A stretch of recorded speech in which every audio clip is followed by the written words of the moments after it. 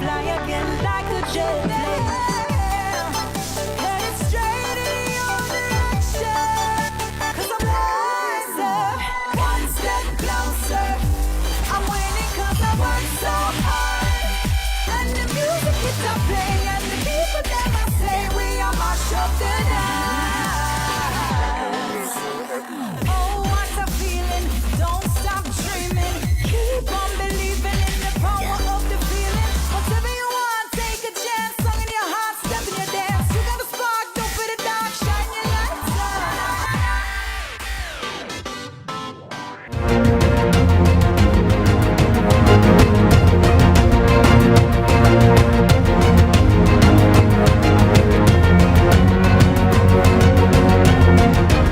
Tonight, we begin with a political firestorm that has raised questions about trust, internal divisions, and the line between party politics and national interest. A leaked audio recording involving two People's National Party members has triggered questions about whether political strategy was being discussed at the expense of a national rebuilding effort. The recording appeared to capture discussions about how to challenge the government's handling of the National Reconstruction and Resilience Authority, NARA, and even how to discredit its Chief Executive Officer, Major General Anthony Anderson. After days of silence, the PNP leadership has now responded, saying the discussion was not official party business and does not represent its position. But questions remain about the state of the party, internal tensions, and whether the damage has already been done. And also tonight we ask, was this simply a private political discussion, or does it point to a deeper divide? We speak with Government Senator Marilyn Morgan. Then Jamaicans for Justice weighs in, calling the matter a shameful ball game of politics and warning that any attempt to delay reconstruction could hurt thousands of Jamaicans still waiting for relief. And political commentators Jeremy Barrett and Kevin O'Brien Chang will join the conversation to examine the political fallout of this voice note scandal. Then later, we turn to St. James, where police are reporting a rise in murders compared with the same period last year. We speak with the commanding officer, Senior Superintendent Aaron Samuels. I'm Tyrone Reed, and this is Lead Story.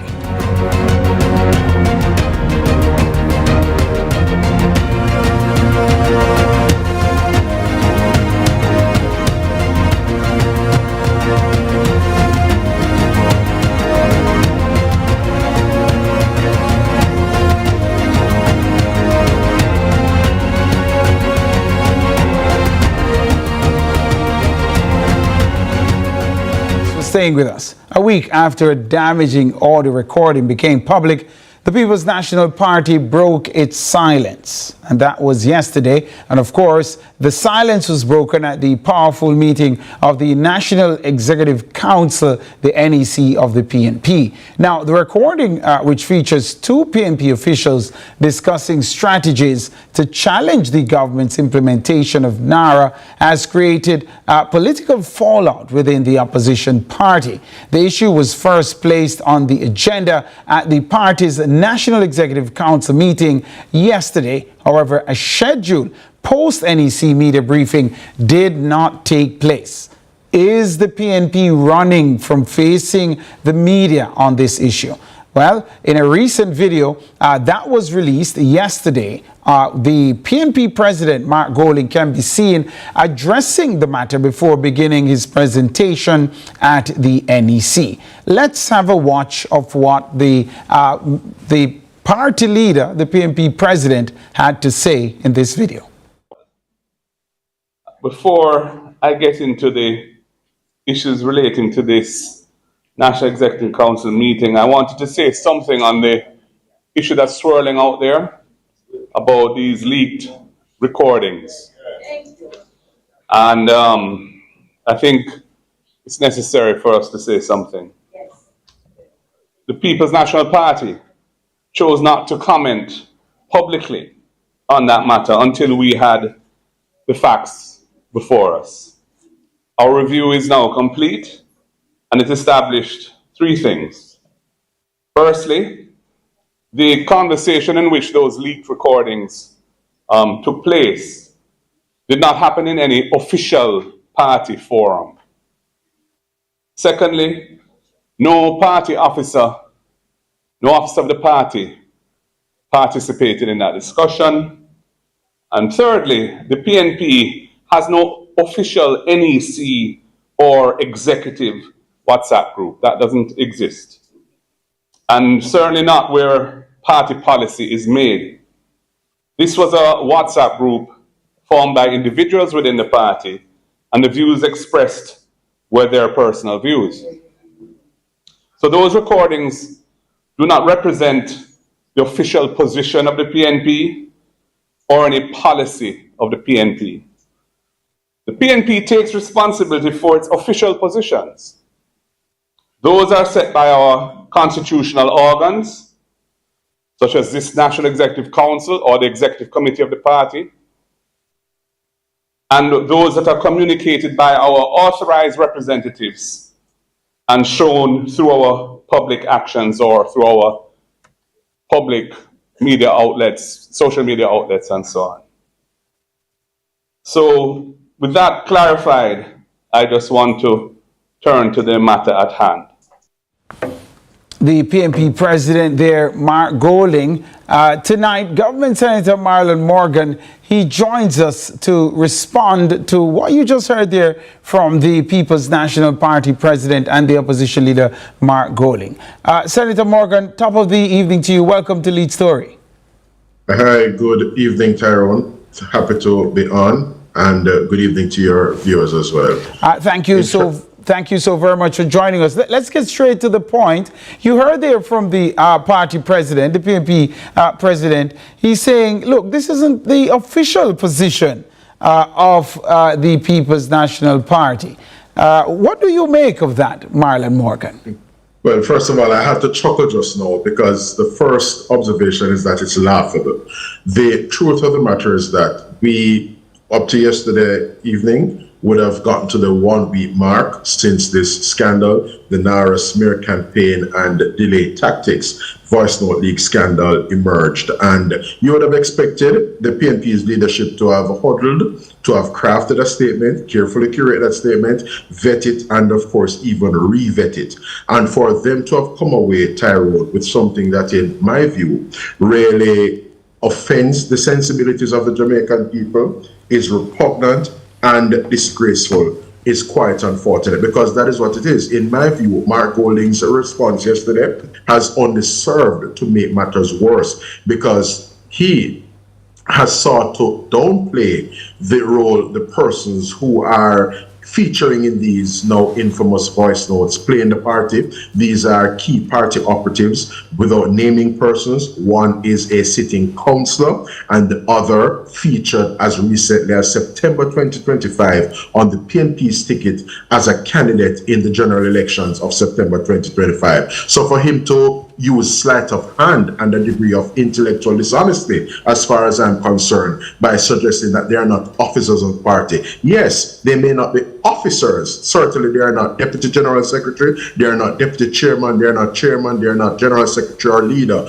but they are key functionaries and operatives within the PNP political organization. And to suggest that this WhatsApp group was not an official WhatsApp group, we're not going to get into semantics. The truth is that it is my information, Tyrone, and viewers, that this WhatsApp group in question comprises the members, for the most part, of the PNP's executive, so much so that key communique and information that is to be circulated within the PNP political organization is circulated in this particular WhatsApp group. And of course, the members, as I said before, are members largely of the PNP's executive committee, which is perhaps going to be meeting on an evening like this, as they typically meet on a Monday evening, Tyrone. I want to, so the JLP is maintaining, therefore, that these are actually members of the NEC. The JLP is maintaining that position. They are members of the PNP's executive committee. I believe that they are also members of the PNP's NEC, but those semantics, I'm not inside the PNP, have no intention of ever being, and that kind of semantics is what Mark Golding would want us to detain on and lose sight of the fact that In his response, Tyrone, he missed 4 key elements. You and I are persons who are experienced in communications, and to the extent that you had these very damning and damaging voice notes making the rounds in the media, particularly on social media, for almost a week, there was no condemnation by Mark Golding of the utterance itself. There was no repudiation or rebuke of the persons who featured in those now infamous voice notes. And Mark Golding did not exhibit contrition. He neither apologized, Tyrone, nor did he express regret at the distress caused to the Jamaican people by these voice notes. And finally, which is the fourth and final missing element in Mark Golding's response, Mark Golding did not unequivocally, yes, indicate that the utterances and sentiments expressed in those voice notes do not reflect or nor accord with the PNP's values, and those are instructive in my view. I think Mark has only made it worse. Well, he did say, not official policy. Those recordings do not represent the official position of the PNP or any policy of the PNP. So he did say that, but I'll give you, there was no condemnation of the comments. And there was no rebuke of the parties involved. Those are two glaring gaps, and I'll definitely give you that. He didn't express regret, but I want to ask you this. He says this was a WhatsApp group, and I'm reading, viewers, just what I was able to transcribe from his comments. This was a WhatsApp group formed by individuals within the party, and the views expressed were their personal views. So he's accepting and saying to the people of Jamaica, this is an admission of guilt, Senator Morgan. He's saying the PNP members were in fact responsible for these outrageous voice notes. Well, absolutely. But why stop short in relation to reaffirming and reassuring the Jamaican people that this is not how the PNP does business? The truth of the matter is that as Jamaicans looking on, Tyrone, we have seen many examples time and again of things that are pro-people and in our view as a government in the interest of the people of Jamaica and the country, which the PNP has either objected, they have either been obstructionist in relation to them, or they have sought to be cynical and snicker at them. The rural school bus system readily comes to mind. Efforts to make Jamaica a republic readily comes to mind. Making Portmore Jamaica's 15th parish, and I made the point in my contribution to the debate in the Senate sometime last year that there's nothing in Portmore becoming a parish that would be a disadvantage to the people of that particular municipality. The PNP has also been persistent objectors in relation to many of the government's efforts in relation to crime management, not least the ZOSO when it was first instituted back in 2017, and of course the respective states of public emergency. So all these things taken together, Tyrone, suggest even the One Road Authority, which is of recent vintage. We're out of time, Senator. We're going to have to invite you to come back on to the program, because the fallout from this, one would assume, will continue. Government it's not going anywhere. I've described it elsewhere as the mother of all scandals, because it is a moral scandal. It doesn't involve a single dollar, but what it involves, as others have said elsewhere, is just sheer evil, in the sense that Hurricane Melissa, Tyrone, was no respect of persons. It damaged PNP supporters. We have to leave it there. But we'll revisit, Senator Morgan. Thank you so much. This is Lead Story. We take the break right here and come back with more on this damning issue.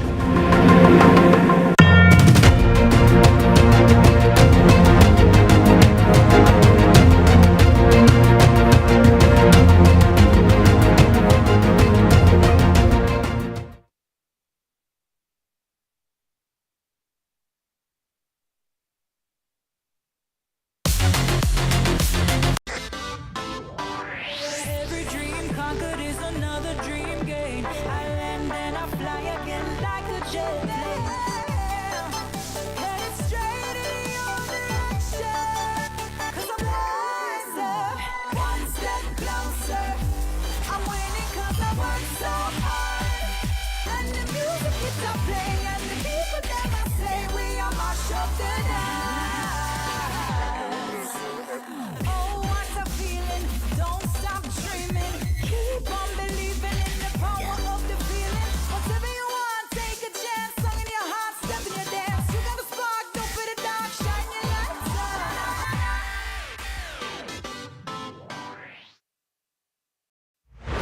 me and the style is no scam and style me. From the market to the farm to the office, money talk is everywhere.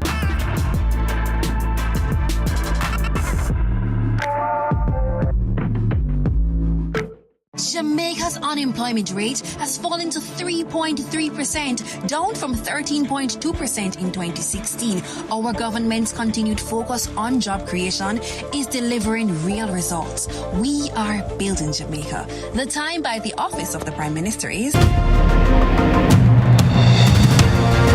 Beneath the surface.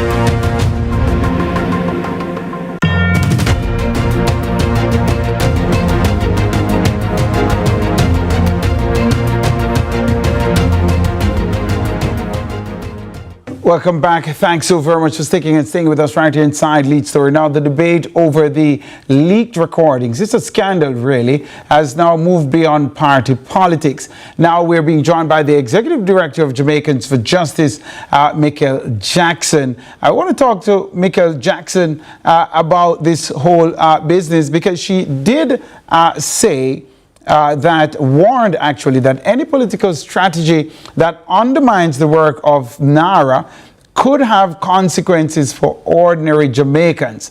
Ms. Jackson described the matter as a shameful ball game of politics, and she argued that the focus should remain on rebuilding communities, restoring infrastructure, and providing support to people still waiting for homes, roads, schools, and other critical services. The JFJ says its position is not about political sides, but about governance, accountability, and ensuring that national recovery efforts are not compromised. Michael Jackson, the JFJ boss, joins us now. Top of the evening to you, Michael Jackson. Welcome to Lead Story.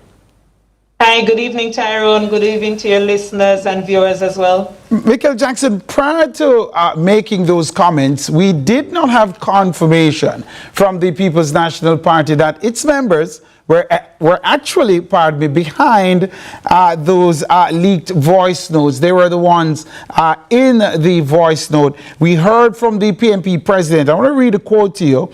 This was a WhatsApp group formed by individuals within the party, and the views expressed were their personal views. The PNP president accepting that the party members were behind it. PNP party members were behind it.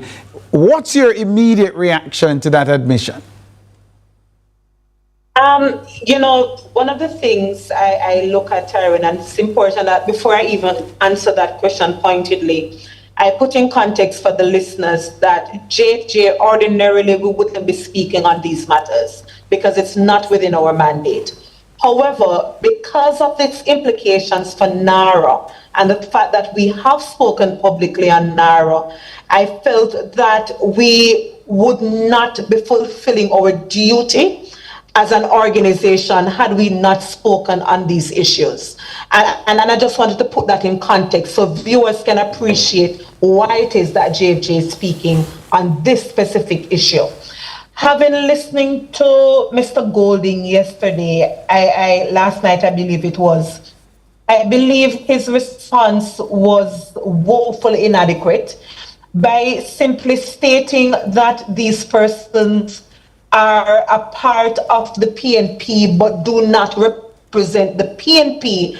It is not enough. So while we welcome the distancing of the position from the People's National Party and the parliamentary opposition, I think more was needed by way of strong condemnation of the words that were spoken, especially by the gentleman in the recording, given its implications for how we would be rebuilding the governance issue here. And for the People's National Party in their parliamentary opposition role to maintain any credibility to speak on NARA in the future, and it will be necessary for them to speak on NARA, then I believe, again, this is why the utterances and the comments from the party leader is inadequate, Tyrone. So inadequate, I'm hearing from you, Michael Jackson. You're saying the party president, PNP president, should have gone further. Absent from his remarks, no condemnation of the comments, no reprimand, no rebuke. of the parties involved. Was that a glaring error for you? It was, because again, I want us to focus on governance, not politics as how we look at it, where both parties do it and so on. I want us to move from beyond that. This is a core governance issue. Remember, Tyrone viewers, we operate in a two-party system. You want the parliamentary opposition to come before Parliament and say, this is what my MP in this particular constituency have observed. This is what my constituents are saying to me. These are the real issues that we have with this authority that has extraordinary powers. When there is a credibility issue at play, dare I say, any future comment from the People's National Party, when they are seated in Parliament, would be seen now as obstructionist, will be seen as lacking the moral authority and credibility to speak. So what those voice notes have done is to undermine the credibility, delegitimize any future commentary on NARA and what it takes really to monitor NARA and how it operates and so on. And I think that in and of itself is quite problematic, which is why it was necessary for the party president to come out and say, listen to me, this is what I've said to my councillors. While we will monitor NARA, we will do it to the utmost ethical standards going forward. And that is what the party stands for. So not only again is there a separation, a distancing, but you're reiterating, you're reaffirming the party's principles and ethical standards on matters of governance. So I hear you on woefully inadequate, but let's stay on this governance issue.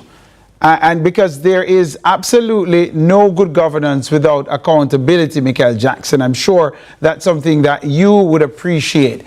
What should be the measure of accountability that is employed here by the PNP president that would send the right signal to Jamaicans? You know, what is missing as well, Tyrone, there are allegations of who the two members are in the voice note. I won't repeat those names because it was never confirmed. Now, the party president said something when he spoke that he did not speak until 6 days later thereabout because he was waiting on the outcome of an investigation.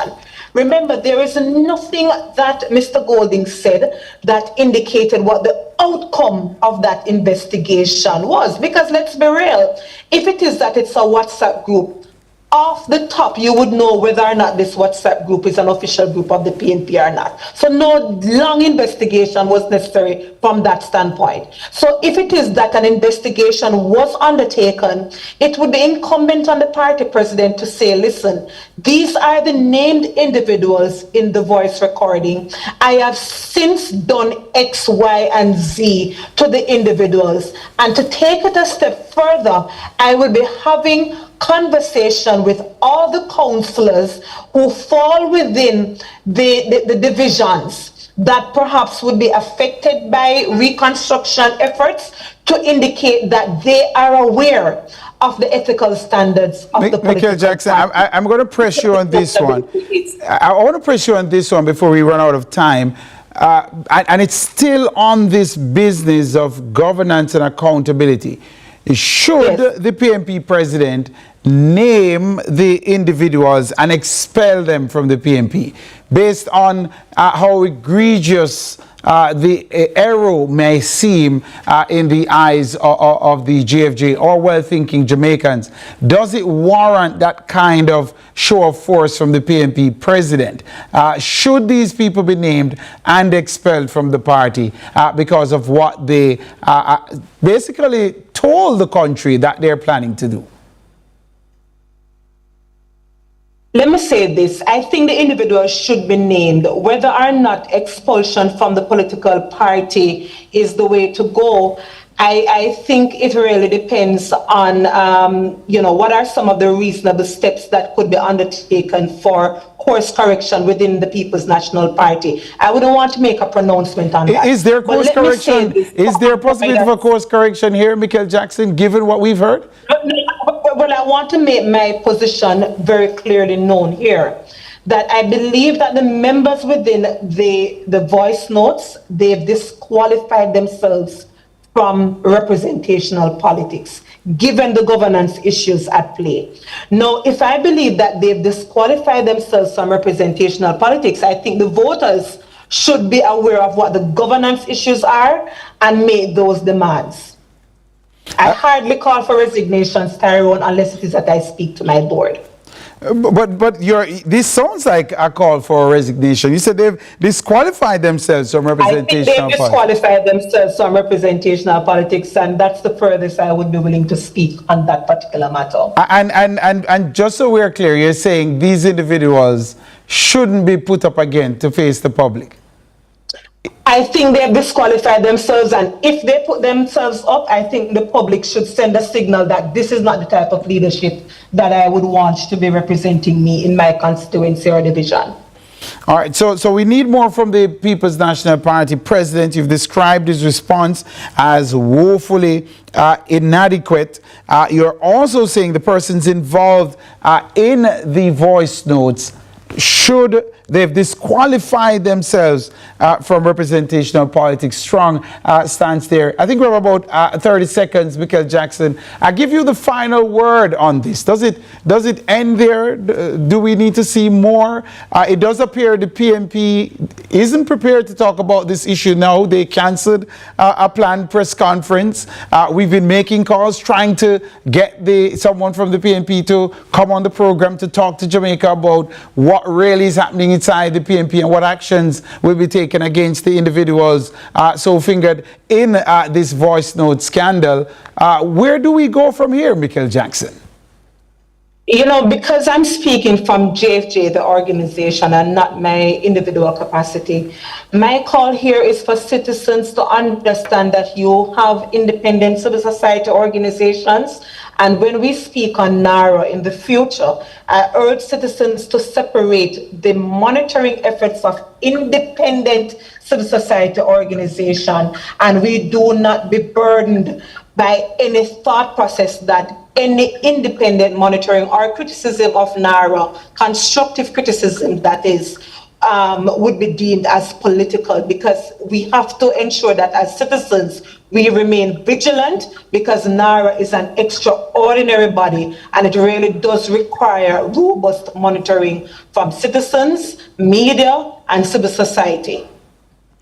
Michael Jackson, Executive Director, Jamaicans for Justice, thanks so much for coming on to be with us. We appreciate the time and the thoughts. Thank you. Have a good day.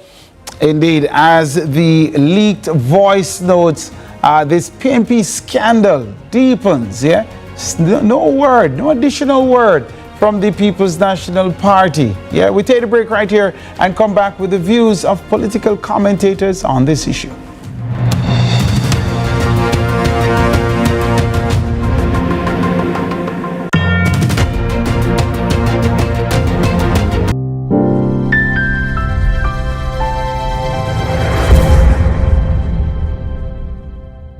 Jamaica, make we do the right thing. Make we live good today for a better tomorrow. Talk it out. Don't fight it out. The time by the Ministry of National Security is 6:30. At Hawkeye, we work hard to develop state-of-the-art security solutions like our new Total Connect smart home automation system that gives you 24/7 access to control your appliances, lights, cameras, and doors using your smartphone, tablet, or PC. As the most trusted electronic security company in Jamaica, Hawkeye has the fastest response times to get to you when you need us most. Trust Hawkeye's Total Connect. Hawkeye, securing what matters most.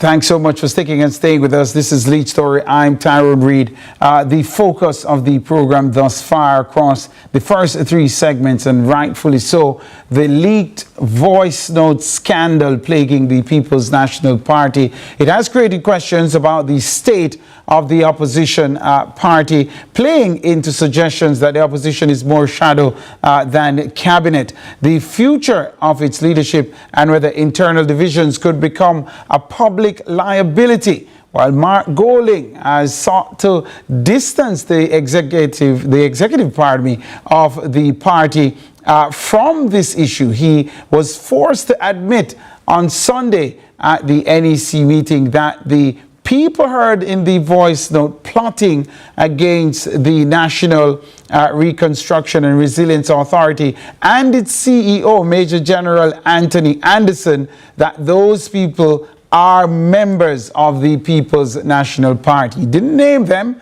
and he also didn't, you didn't hear a rebuke from the PNP president. What he got from the PNP president, the strongest line from the PNP president against what was heard in those voice notes is that he says those recordings do not represent the official position of the PNP or any policy of the PNP. No repudiation, though, no condemnation from the People's National Party president. We have with us political commentator Jermaine Barrett, and we're also hoping to be joined by Kevin O'Brien Chang in a few ticks. But top of the evening to you, Jermaine Barrett. Welcome back to Lead Story. Good evening to you. Good evening to your viewers, your listeners. Indeed, you've heard the PNP president, in his own words, saying this was a WhatsApp group formed by individuals within the People's National Party, within the party, and the views expressed were their personal views. So that's an admission from the party president that these are actual PNP members in this voice note, but he sought to distance the executive from it. Is that enough, Jermaine Barrett? Should people be fired over this? Absolutely inadequate, insufficient, paltry to say the least. And the fact is, one wonders whether the current climate where there is a threat to his leadership may have in some way or the other informed this kind of tepid and tame response. It sounds like a leader who is trying to sort of have his cake and eat it, trying to present a soft rebuke of the articulated positions, but without ultimately decrying and denouncing it entirely, because that might lead to some fracturing within the PNP base. I'm not sure. I'm just positing some explanations here. But what is absolutely correct is that political opportunism aside, he ought to have punished the two persons who were caught on tape making those putrid remarks, those insensitive and disgusting remarks. They ought to frankly be fired. I didn't hear you there. You trailed off there, Jeremy Barrett. You're saying, quite frankly, they should be fired. Yes, absolutely. I understand that the male in the clip is a sitting councillor. That's the suggestion. And that I think represents the fact that certainly, at least if you're to cauterize this issue and minimize it to the smallest extent possible, it is still unacceptable. The fact that he and he alone, assuming that that's the case, he and he alone holds these views and would wish to promulgate views about stalling the rescue mission of the government for the people of Jamaica with respect to Hurricane Melissa. Absolutely unacceptable. And it is a stance that I think deems him unqualified to hold that position as a representative of the people of Jamaica. Which is which you've basically preempted my next question, Jermaine Barrett. Before you, we had the boss of the Jamaicans for Justice on, Michael Jackson, who says these individuals heard in these leaked voice notes have disqualified themselves from representational politics. It's a strong position to take, but I'm hearing from you that you support it. Absolutely, I support it. And what is needed now is for the leadership of the People's National Party to take a stance that aligns with that position. You see, the People's National Party, to their credit, have been consistent and strong in rebuking corruption. We've heard countless statements from the leader of the opposition about him not standing up for corruption, and a lot of the campaigning at the last general election in 2025 was about an anti-corruption stance. And they made a big issue of the Integrity Commission report against the Prime Minister. That was central to their campaign messaging. Again, promulgating a narrative that corruption is antithetical to the values of the People's National Party. Well, after all of that talk, after all of that chatter, here comes the opportunity now to put to the test that which was articulated, on multiple political platforms. But unfortunately, they're failing. They're failing miserably, and their credibility is in the rubbish bins right now, because Jamaicans aren't trusting them as being people worth believing when they say one thing and do, quite frankly, the opposite. Strong words there, Jeremy Barrett. Has the PNP, I want to be sure this is what I'm hearing from you, has the PNP lost all of its anti-corruption credibility capital in this scandal? We are some distance away from a general election, and we have this thing in Jamaica called the 9-day wonder, so we're certainly more than 9 days out from the general election. But I think it does degrade to a significant extent their credibility and the capital that they need to rescue power from the Jamaica Labour Party. Now, I want to stress this point, and I want for all of Jamaica and all of your listeners to hear me and hear me well, that this is not in any way a defense of the Jamaica Labour Party. I know that people on social media will drag me through the mud as they are doing now. But I'm not at all defending the Jamaica Labour Party, because quite frankly, while this issue is now an opportunity for lashing the PNP, and I will lash them when they need to be lashed, as is the case now, the JLP have operatives in their ranks that are saying, quite frankly, similar or worse things. So it is something that affects the body politics of this country, and nothing short of consistent leadership will root it out, root and stem. That is what is needed. So, for example, I heard an interview just a while ago with Senator Marilyn Morgan, basically equivocating and sort of trying to sparse the issue surrounding Wheatley and him not being fired with respect to the adverse findings from the Integrity Commission, right? And I'm saying, but here it is. You can't on one hand be bashing the PNP, but you have this monstrosity in your midst, and you're refusing to deal with it in a way that would lead to Jamaicans feeling confidence in you as being a superior party to the alternative. So right now, I as a Jamaican, and I'm sure many Jamaicans feel this way, no better barrel, no better herring, or no better herring, no better barrel, quite frankly. He labeled it the mother of all scandals, that Senator Morgan did. Do you agree with him? It is significant. Whether or not it's the mother, the father, cousin, or auntie, I'm not sure, but it certainly it ranks very high. This is absolutely disgusting.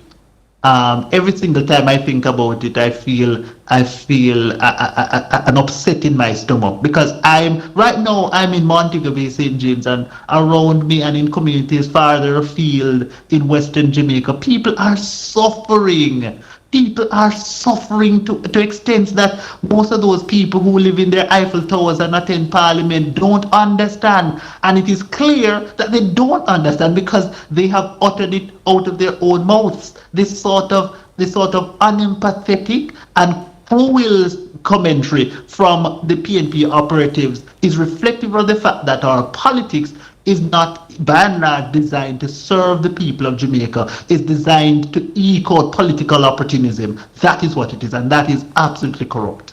It is absolutely corrupt to what we heard in those voice notes. And this is, every now and then people say, this is a scandal, that is a scandal. But clearly, this is a scandal. And it is entirely unfortunate what the country heard in those voice notes, Jermaine Barrett. And the more you think of it, is the more you can't make sense of what is really being offered by the PNP members. How did we even get to this point, Jermaine Barrett? We got to this point because leaders tolerate this kind of putrid commentary, and they themselves, I would contend, I don't have evidence of it, but I think that to a large extent, people who are deep into the politics know that the political leaders themselves get caught up in this kind of conversation as well. Yes? So it's a part of our political culture. And I say, that a person might think it's exhausting, and quite frankly, they better spend their time doing other things and they just disconnect from the politics. But I want for people to understand that, listen, Jamaica belongs to every single one of us, and we as citizens of this great and beautiful country have an obligation to fight for it, to fight for good governance, to defend that which is right, because guess what? It is ours. It is ours. And so I will continue to fight. I'll take every platform I can find to articulate a total denouncement of those kinds of comments, because I think it is fundamentally bad for Jamaica and the democracy. Should the PNP president say whether or not there was any condemnation from anyone in the party after these voice notes were sent? He said it wasn't an official group, but were members of the NEC in that group? What did they say? How did they respond?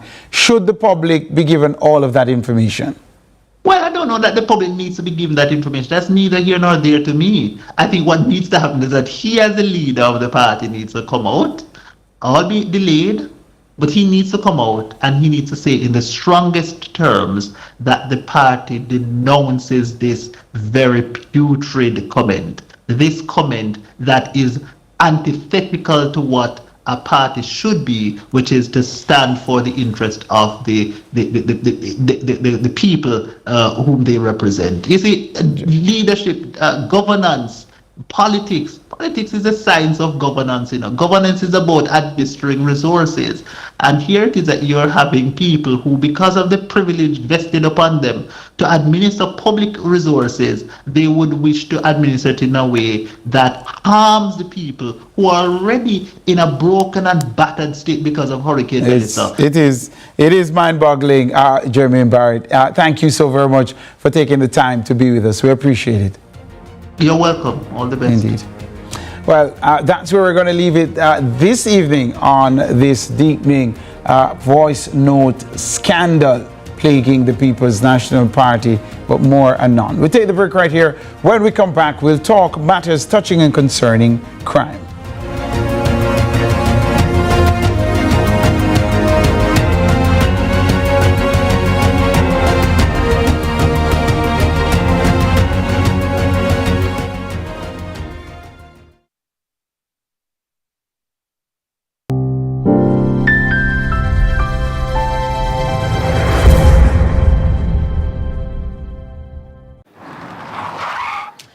Imagine if I wasn't wearing a seatbelt. Prevention is critical. That's why I recommend Colgate Total. It's 15 times more effective at fighting the root cause of oral health problems. Prevent problems before they start.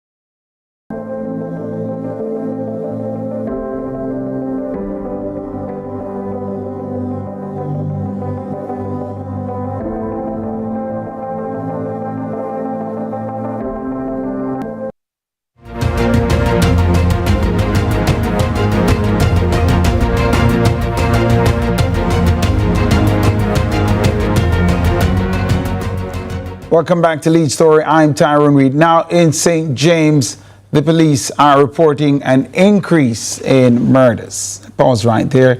It's been a little while since we've heard anything of that sort. Yeah. Now, but the increase is in comparison with the corresponding period last year. Now, between January 1 and July 25, 2026, the division recorded 40 murders. That compares with the 33 murders recorded during the corresponding period for 2025. That's 7 more than last year's figure, representing a 21% increase in those numbers.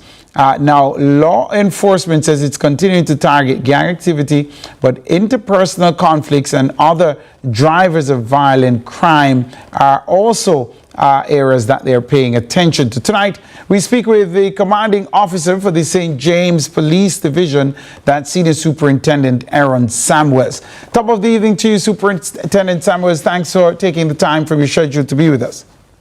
Good evening, and thank you for having me. Aaron Samuels, it's a good problem to have, to say we're generally in at least the last year or two hearing that the murder numbers are going down. What's happening out in St. James? Why is there an uptick? And should the people of Jamaica be concerned? All right, let me first make a correction. So we are 6 murders more than last year, not 7. So just so statistics moves, we are 17%. More than last year, not 21%. So and this is you're correcting the JCF's numbers? Yes, because we had an anniversary. So we are only 6 above last year. Right. So everything is fluid day by day. And so just so we're clear, Superintendent, just for the benefit of the viewers, the JCF stats says 33 in 2025. 14 2026, and they have here a difference of 7, and the percentage uptick is 21.2%. Those are the murder numbers published by the JCF. Yes. So the stats change daily based on what happens. So I'm correcting you now that. No, you're correcting the JCF.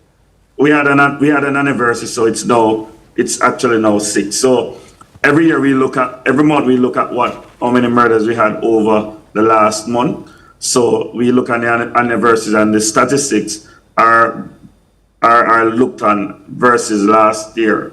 So it may increase or decrease depending on what transpired. But what I want to look on is we're looking back. Before you move on, Superintendent, I'm not sure I'm understanding what you're saying, and I want to be clear that you're not correcting CVM, you're correcting the JCF. Because I'm reading from the JCF stats. If you can explain to us again. Yes. So quite simply, the statistics can change on a day-to-day basis. Let's say last year, this time, we had a murder. So that we consider it an anniversary.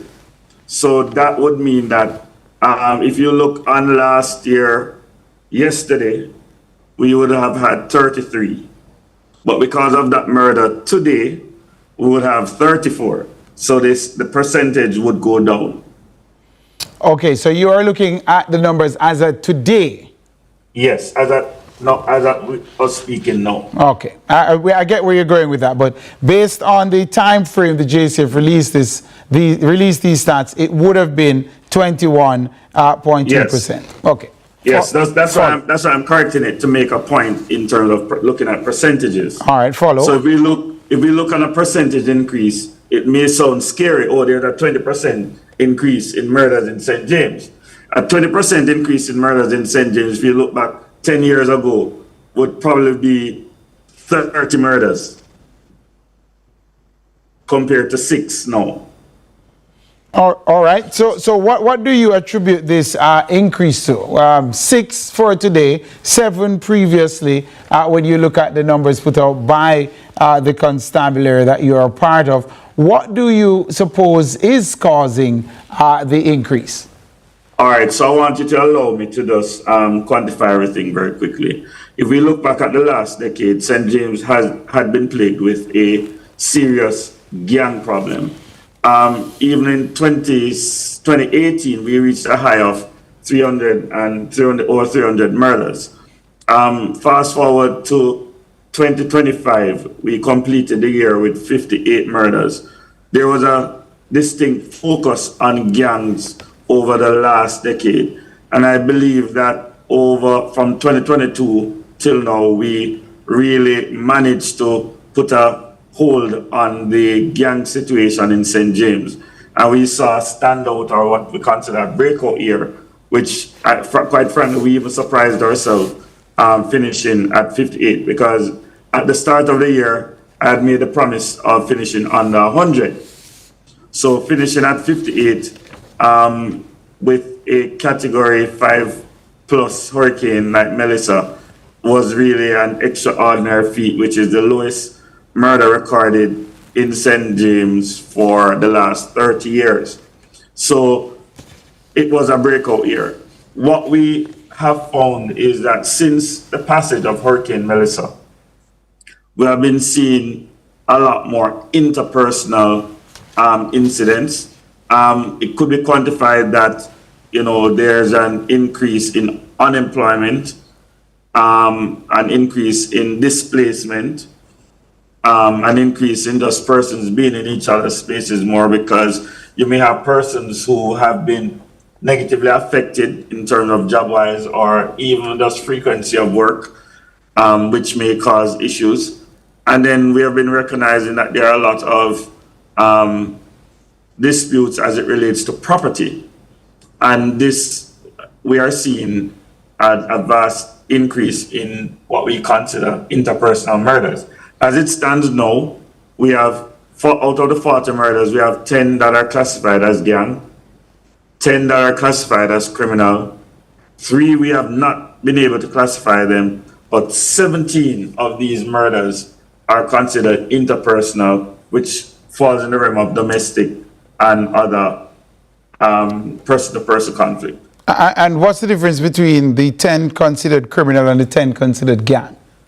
All right, so the 10 considered gang definitely has persons who are members of named criminal gangs doing these incidents. For criminal, it may be during the committal of a crime, let's say a robbery, or just murders in the sense that occur that are not directly related to a criminal gang. You did mention Hurricane Melissa, the passage of Hurricane Melissa, and what that has left in its wake in relation to crime fighting. I'm looking at the category break-ins here, Superintendent. 21 recorded in 2025, 47 in 2026, an increase of 26. That's more than 100% in break-ins. Yes, and it's easy to quantify and explain. No, we had a lot of persons who had nowhere to live, and especially in the Coral Gardens, Iron Shore, those areas where you have a lot of houses that persons were overseas, etc. We are recognizing now that we have a lot more reports now of break-ins that came in early, persons who came back after the hurricane and saw that their homes were broken into. Remember, there was a period in 2025 after the hurricane where there was no electricity and areas were in total darkness. So a lot of these crimes were committed during that time period, but were reported in early 2026 when persons came back to the island and recognized that, their homes were broken into. But how your colleagues, for example, in Westmoreland, and I'm looking only here, Superintendent Samuels, at the numbers for break-ins. Westmoreland Police Division, 19 in 2025, 12 in 2026. That's a reduction of 7 in actual break-ins. In St. James, we read yours. In let's look at St. Elizabeth. In St. Elizabeth, it's saying 78 in 2025, 54 in 2026. They suffered significantly after the passage of Hurricane Melissa as Probably well. had less homes to be broken into. Say that again? Based on the damage. Probably based on the damage, there are less homes to be broken into. But quite frankly, for St. James, we saw the increase in January, especially when we had a lot of those persons returning to the parish. So it's not, and if you look on the numbers, the percentage looks a lot, but when you actually break it down, it's not that great in terms of, it's not 200. I'm running out of time. I have 40 seconds, I'm being told by my director. I have to ask you this: do you retain the confidence of the country's chief constable? I believe that the team here in St. James, we have retained the confidence. In a meeting that we had last week, it was broken down, and he saw the work that we were doing, and he